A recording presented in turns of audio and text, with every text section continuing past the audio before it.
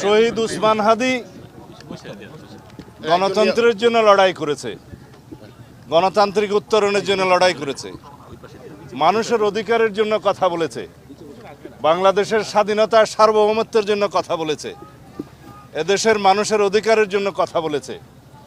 আমাদেরকে ওসমান হাদির এই শোককে জাতীয় শক্তিতে পরিণত করতে হবে, আবেগকে শক্তিতে পরিণত করতে হবে, শান্তিপূর্ণভাবে আমাদের সকল কার্যক্রম পরিচালিত করতে হবে।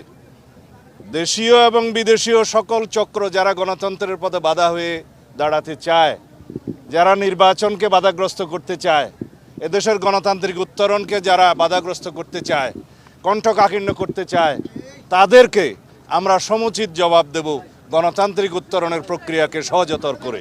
তাহলেই শহীদ উসমান হাদির রক্তদানকে, আত্মত্যাগকে আমরা সম্মান জানাতে পারবো।